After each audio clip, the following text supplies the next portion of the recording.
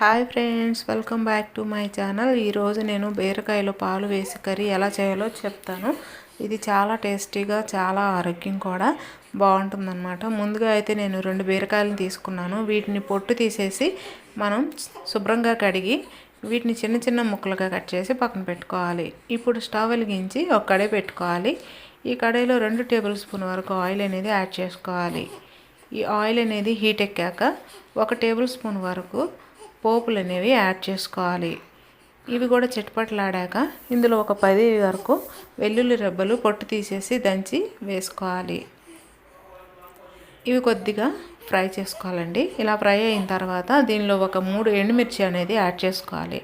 ఇలా ఎండుమిర్చి యాడ్ చేయడం వల్ల కూర అన్నమాట చాలా బాగుంటుంది. సో ఈ ఎండుమిర్చి కూడా కొద్దిగా ఫ్రై అవనివ్వాలి. ఇవి కొద్దిగా ఫ్రై అయిన తర్వాత ఒక మీడియం సైజ్ ఆనియన్ అనేది చిన్న చిన్న ముక్కలుగా కట్ చేసి యాడ్ చేసుకోవాలి. ఈ ఆనియన్ కూడా శుభ్రంగా ఫ్రై అయిపోవాలి. ఇవి కొద్దిగా ఫ్రై అయిన తర్వాత మనం దీనిలో కొద్దిగా కరివేపాకు కూడా యాడ్ చేసుకుందాం. ఈ కర్రీ చాలా బాగుంటుందండి, ఒకసారి ట్రై చేయండి. ఇప్పుడు కరివేపాకు కూడా వేసిన తర్వాత ఇవన్నీ కూడా మనకి కొద్ది కలర్ చేంజ్ అయ్యే వరకు ఫ్రై చేసుకోవాలి.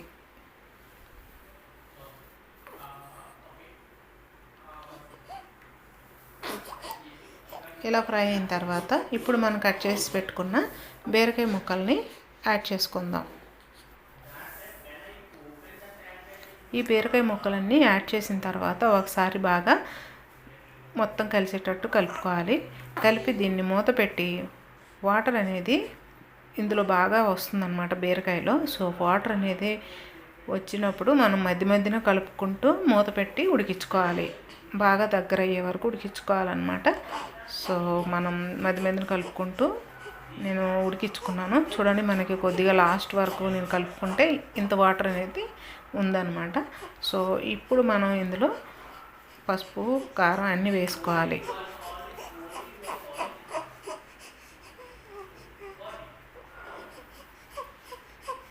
ఒక 1/2 టేబుల్ స్పూన్ వరకు పసుపు, రుచికి సరిపడా సాల్ట్, అలాగే 1 టేబుల్ స్పూన్ వరకు కారం అనేది వేసుకోండి. కారం ఎక్కువ తినే వాళ్ళైతే కొద్దిగా కారం అనేది ఎక్కువగానే వేసుకోండి. ఇలా వేసిన తర్వాత మనం ఒకసారి ఈ కర్రీని బాగా కలుపుకుందాం.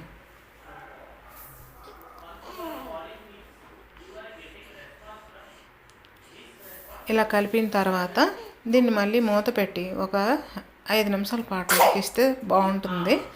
సో మనం ఇప్పుడు మూత పెట్టుకుందాం. ఒక 5 నిమిషాల తర్వాత మనం మూత తీసి చూస్తే ఇది చూడండి, ఇది బాగా దగ్గర పడింది. సో ఇప్పుడు దీన్ని ఒకసారి బాగా కలిపి దీనిలో మనం పాలు అనేది యాడ్ చేసుకుందాం.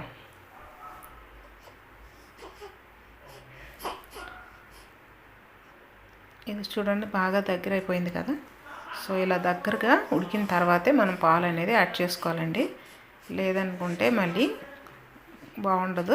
సో ఇప్పుడు పాలు యాడ్ చేసి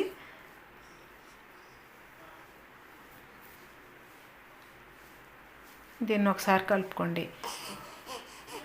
కొద్దిగా గ్రేవీ ఎక్కువ కావాలనుకునే వాళ్ళైతే పాలు అనేవి కొద్దిగా ఎక్కువగానే యాడ్ చేసుకోవాలి. ఇప్పుడు దీన్ని ఒకసారి బాగా కలిపిన తర్వాత దీన్ని మూత పెట్టి ఒక 2-3 నిమిషాల పాటు అలాగే మగ్గనివ్వండి.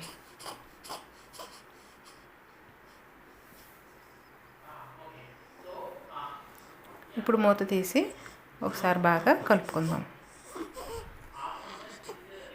చూడండి దగ్గర అయిపోయింది. సో కర్రీ అన్నమాట మనకి రెడీ అయిపోయినట్టే. ఇప్పుడు కొద్దిగా మనం సాల్ట్ అనేది రుచి చూసుకొని సరిపోకపోతే యాడ్ చేసుకుందాం.